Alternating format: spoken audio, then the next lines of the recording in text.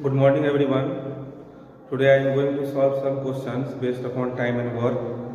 Exercise 1. Question number 18 है हमारा. If 3 men or 4 women can reap a field in 43 days, यानी 3 men बोलो या 4 women, ये तुम्हारा एक फील्ड है, उसको वो रीप यानी उसमें फसल जो होंगे उसकी कटाई 43 डेज में वो कर सकते हैं. जैसे है तुम्हारा 3 मेल इक्वल टू 4 वोमेन, यानी 3 मेल कहो या 4 वोमेन कहो, दोनों का वैल्यू एक है.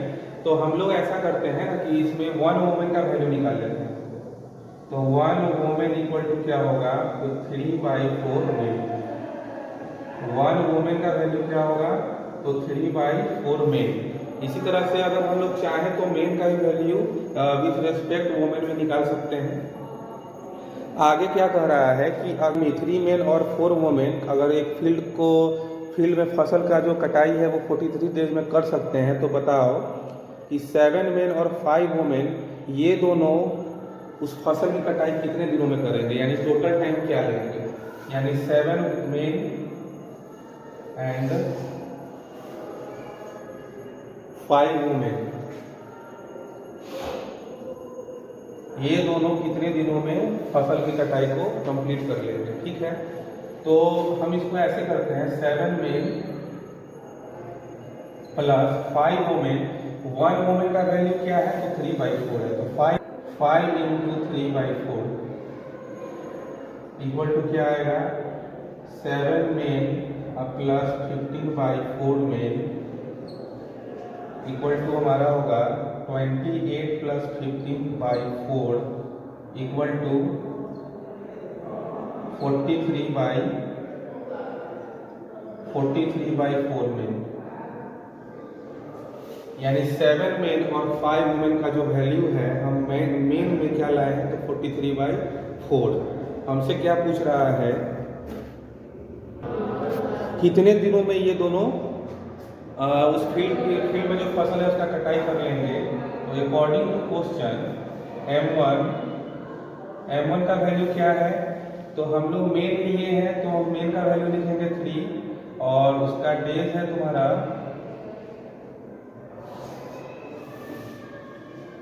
डेज है तुम्हारा 43, यानी D1 क्या होगा, तो 43 डेज. उसी तरह से M2 का वैल्यू क्या आया, तो 43/4 और D2 का वैल्यू क्या है वही तो फाइंड करना है. तो हम लोग पढ़ चुके हैं ऐसा कि M1 into D1 equal to M2 into D2, यानी ये मेरा total work. M1 into D1 यानी ये मेरा टोटल वर्क रहा और ये मेरा टोटल वर्क रहा, दोनों इक्वल होगा. M1 का वैल्यू क्या है, तो 3 और D1 का वैल्यू क्या है, तो 43. M2 का वैल्यू क्या है, तो 43/4 इंटू D2. जब क्रॉस मल्टीप्लाई करोगे तो क्या होगा, D2 into 43 equal to 3 into 43 into 4.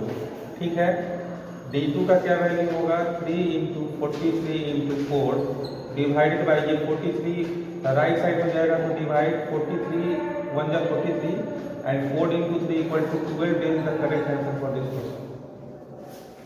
Okay,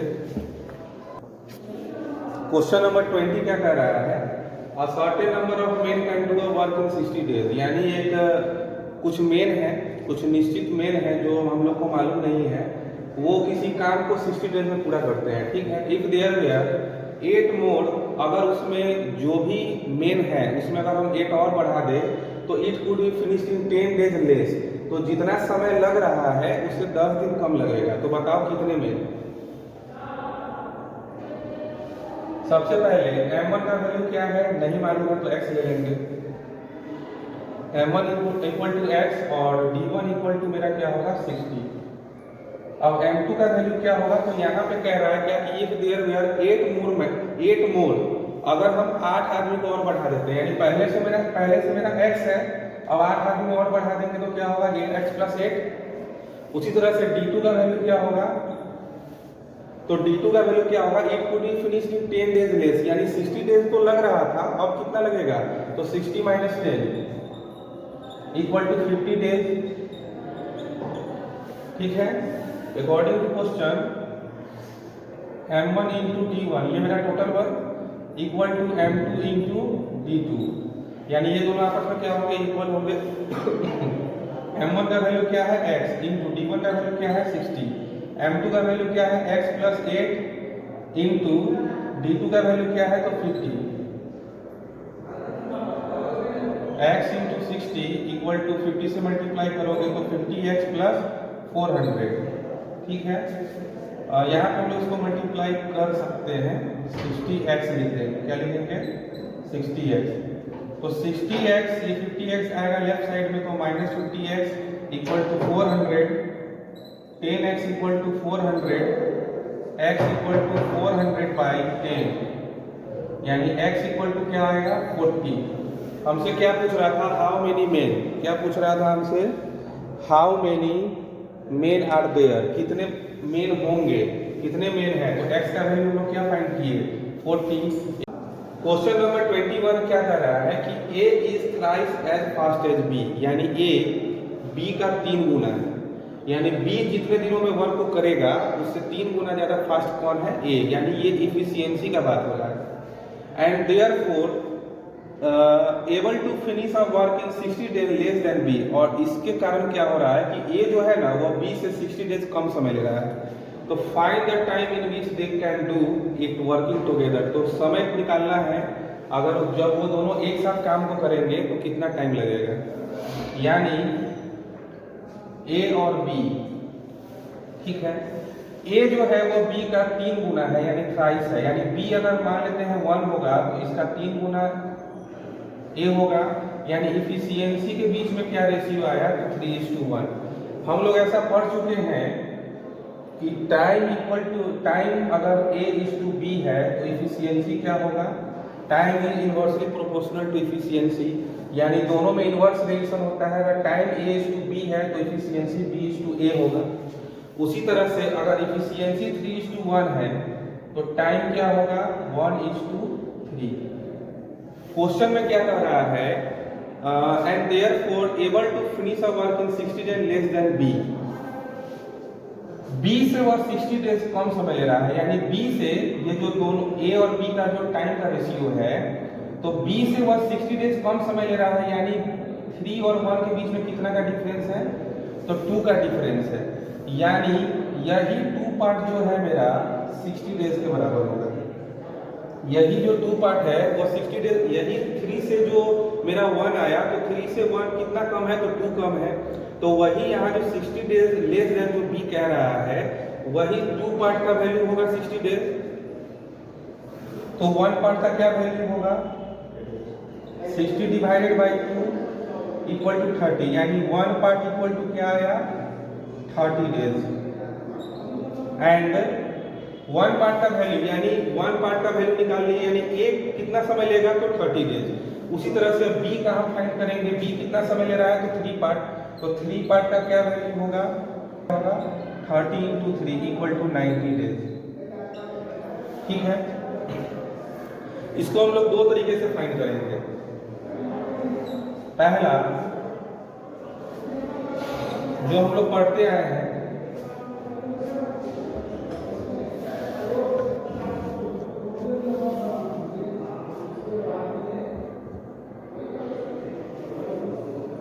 जो हम लोग पहले से पढ़ते आए हैं कि A का समय क्या है, तो A का समय 1 पार्ट का वैल्यू 30 डेज, B का क्या समय होगा तो B का है 90 डेज, तो A किसी काम को 30 डेज में कर रहा है और B अगर 90 डेज में कर रहा है, तो ये दोनों वर्क कितना कर रहा है, तो इन दोनों का वर्क निकालने के लिए हम लोग क्या करते हैं एलसीएम फाइंड करते हैं। क्या करते हैं एलसीएम फाइंड करते हैं, यानी टोटल वर्क मेरा क्या होगा, तो दोनों का एलसीएम लोगे तो क्या आएगा 90। अब दोनों का टोटल वर्क अगर 90 है तो इफिशियंसी A का क्या होगा total work upon time 90 divided by 30 equal to 3, और B का इफिशियंसी क्या होगा तो 1।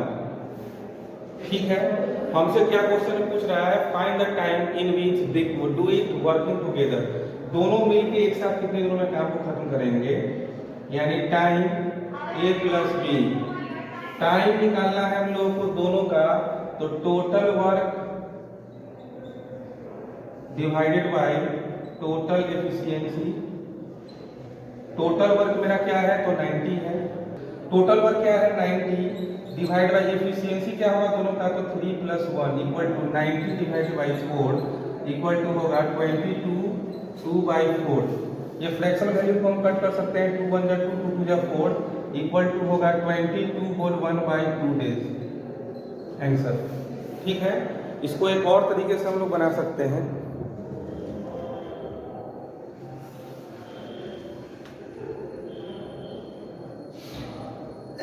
अगर दोनों का टाइम फाइंड करना है, तो दोनों का टाइम फाइंड करना है तो एक फॉर्मूला होता है क्या, तो x + y x × y divided by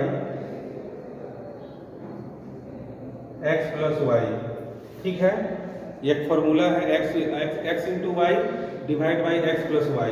तो दोनों का टाइम को हम मल्टीप्लाई करेंगे, ये रहा a का और ये रहा b का। तो a का टाइम क्या है, 30 × 90 divided by 30 + 90 equal to 30 × 90 divided by 120। 0 से 0 कैंसिल, 3 से 4 90 0 से 0 कैंसिल होगा, 3 4 जा 12 90/4 इक्वल टू आया मेरा 22 होल 2/4, 2 से 1 बार में और 2 से 2 बार में, यानी 22 whole 1/2 is the correct answer. ये रहा ट्रिकी मेथड, और एक मेथड ये भी है।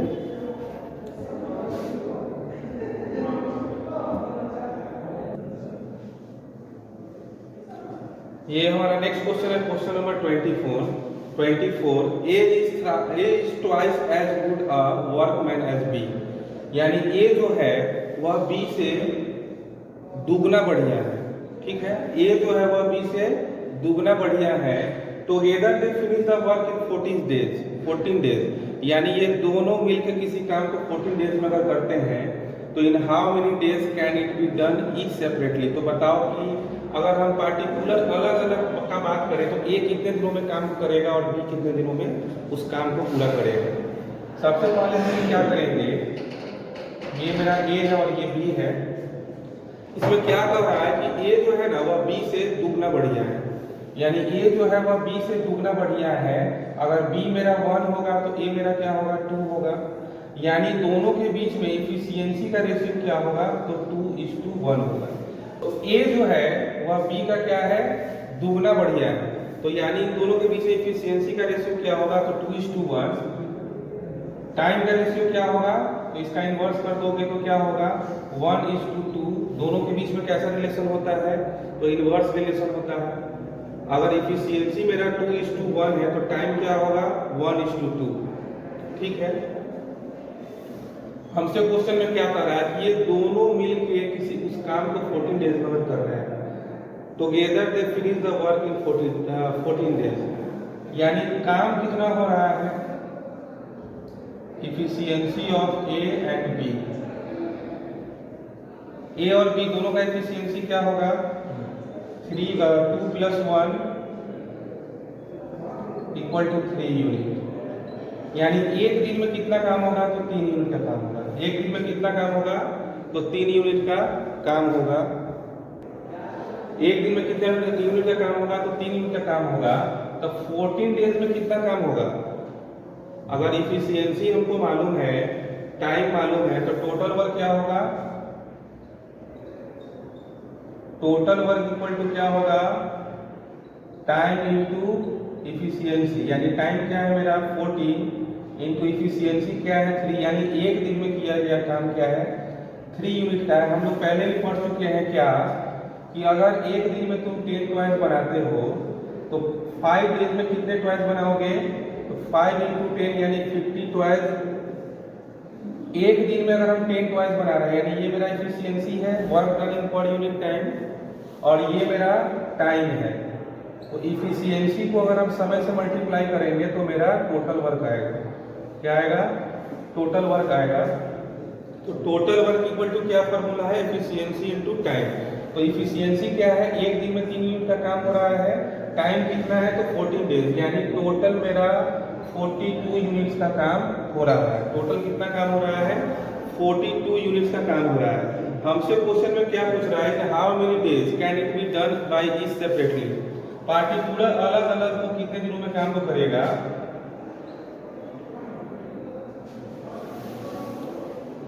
पार्टिकुलर वो अलग अलग कितने दिनों में काम को करेगा। तो अगर हम एक के टाइम की बात करें तो टाइम इक्वल टू क्या होता है, total work upon efficiency. Total work मेरा क्या है 42 और ए का इफिशियंसी क्या है, ए का इफिशियंसी क्या है 2, ए का इफिशियंसी क्या है 2, तो 2 से कट जाएगा ये 21 टाइम में, यानी 21 टाइम पूछ रहा है ए का, तो ए उस काम को 21 डेज में कंप्लीट करेगा और बी उसी काम को कितने दिनों में करेगा। तो total work by efficiency, total work हमारा क्या है 42, टोटल वर्क क्या है 42 डिवाइडेड बाई इफिशियंसी। तो बी का इफिशियंसी क्या है 1 है, बी का इफिशियंसी क्या है 1, डिवाइड करोगे तो 42 डेज ही आएगा। ठीक है, आज के लिए इतना ही। कल हम लोग नेक्स्ट एक्सरसाइज पढ़ेंगे, एक्सरसाइज 2। ठीक है, सी यू अगेन।